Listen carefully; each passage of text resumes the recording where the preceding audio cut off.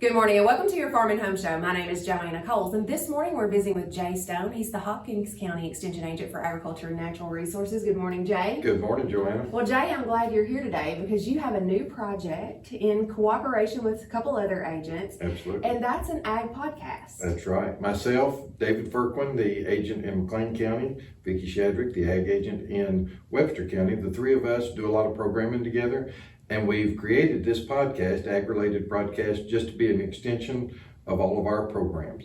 We call it Kentucky Ag Matters, and it is basically a weekly podcast. We try to put together a different episode every week. Some of them include specialists, and we're talking about a timely topic for that particular time of the program. Other times it's just the three of us, and we might be talking about whatever's going on in agriculture, whether it's economics, whether it's grain prices, whatever the case may be. And it's really turned into we wanted it to be an extension of our programs. You know, after COVID, everybody was doing a lot of remote work and trying to find ways to reach people.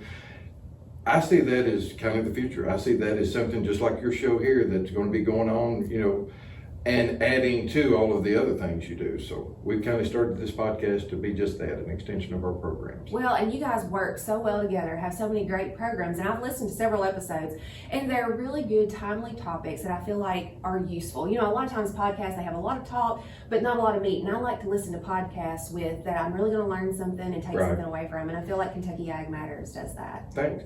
One of the things that we set out to do was just to cut to the facts. You know, we've all three have 20 plus years in. We know how our seasons go. We know a lot of the calls that we get, so we can sort of forecast what's going to be going on next month and what we need to be putting together for that time of the month.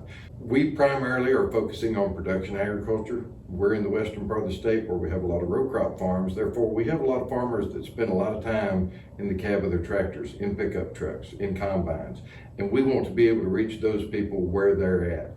One of the big advantages of a podcast over an in-person meeting is it's accessible 24 hours a day, 7 days a week, 365 days a year.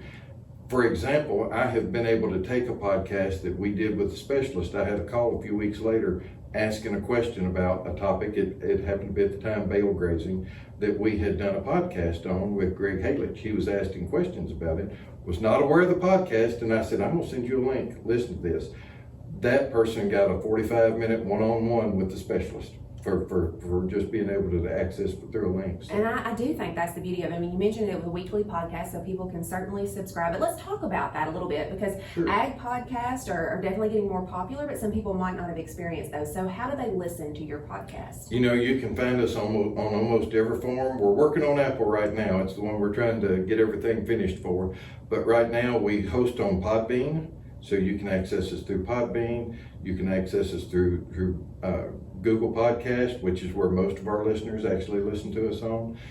Spotify, iHeartRadio, just about all the major brands. If you're out there, I call those podcatchers. If we're doing a podcast, those are podcatchers. They're the ones that are going to take this and be able to turn around and have it for you to have access to.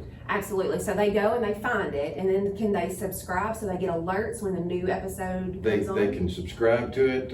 Like I say, we put out mostly weekly shows. There's a few times when during busy times of the year we may, like for instance, Christmas holiday. We didn't get something out that week, but we got something out the week before and the week after. So anybody that wants to can go to any of those major outlets. Anywhere that you like to listen to podcasts, you should be able to find us on. Yeah, and they can download them and save them for later. If they've got a long trip, maybe they can catch up on a couple episodes there. But then if they have questions, they can always reach out to their extension agent, or they might could email you on a specific question. Absolutely, and we love questions. If somebody wants to email one of us, as far as the three agents goes, we love to be able to take those questions and incorporate them.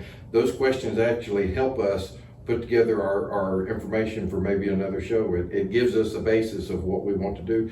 Not unlike at all the way extension agents have designed programs throughout the years. Yeah, absolutely. Well, Jay, I think you guys have done a great job on the podcast. And if you want to subscribe, make sure to go to one of your favorite podcatchers, as Jay calls it, and look for Kentucky Ag Matters. If you're having trouble finding the link, make sure to contact us here at the Extension office, and we can certainly help you get that. Jay, appreciate you being here with us today, and we appreciate you watching the Farm and Home Show, and hope you have a great day.